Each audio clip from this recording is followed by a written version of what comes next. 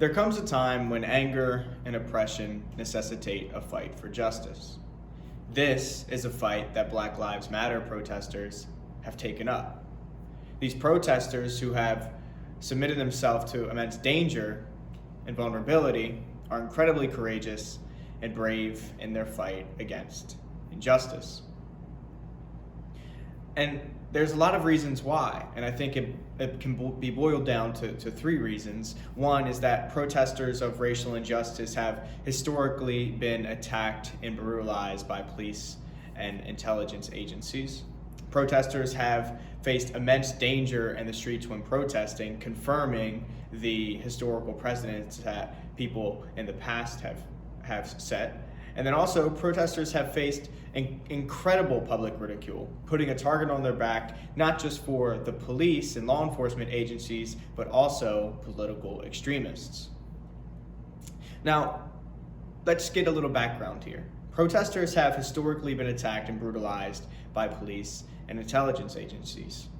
A memorial in Montgomery, Alabama, which was one of the homes of the civil rights fight and the push for civil rights in the mid-1900s, holds the names of 41 people who were killed in the civil rights movement. Prominent leaders of that movement were also killed and assassinated, the likes of Martin Luther King Jr. and Malcolm X. And even more recently, aside from the civil rights protests and going further, in the famous 1992 race riots, 64 people were killed in Los Angeles.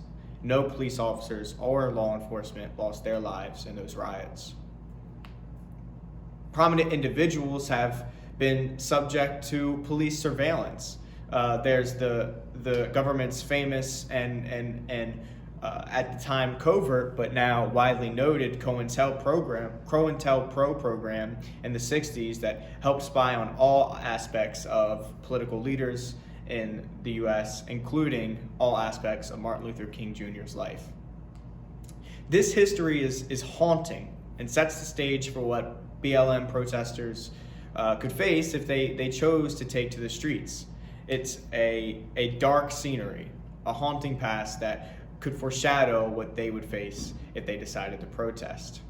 And these protesters had to balance these dangers and the need for action.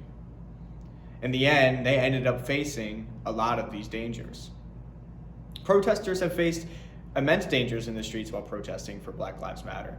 According to reports, at least 19 people have died in the protests as of the summer of 2020. Most of these people were protesters.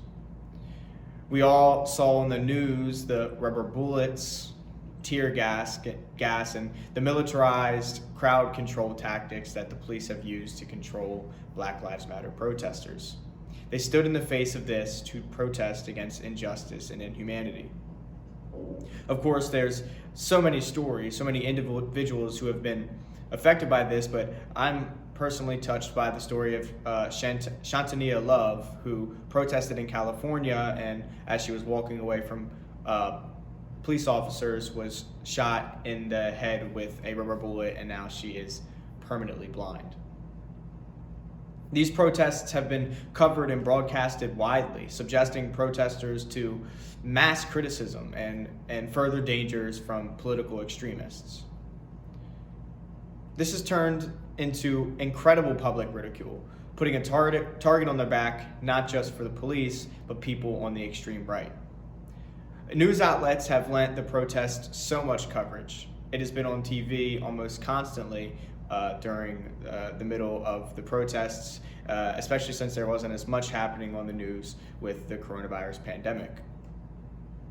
Talking heads on channels like CNN and Fox News, who are super opinionated, have fanned the flames of controversy and polarization around this topic. And to be sure, politicians have used this issue as well to drum up support for their own agendas, again, fanning the flames of polarization.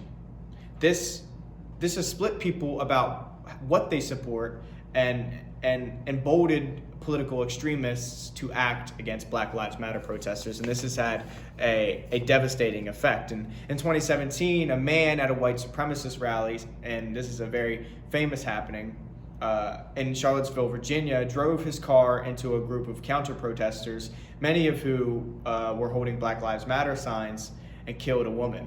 That man is now in prison for life.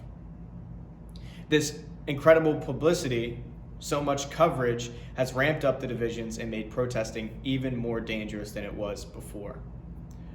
Black Lives Matter protesters are brave and courageous in their protesting. People who protest racial injustice, as we've seen, have historically been subjected to police brutality and immense danger. The protesters saw this firsthand when they took the streets and places in large cities in California, all over the country. The media coverage of the protests led to even more hatred toward the protesters, taking the heat up in the room even more and making it even more dangerous to protest, and making them even braver for continuing to protest against inhumanity and injustice. This continues the great legacy of freedom fighters like Martin Luther King Jr. and Malcolm X. The courage of these protesters is for a great cause, and they're trying to make our society better for everyone.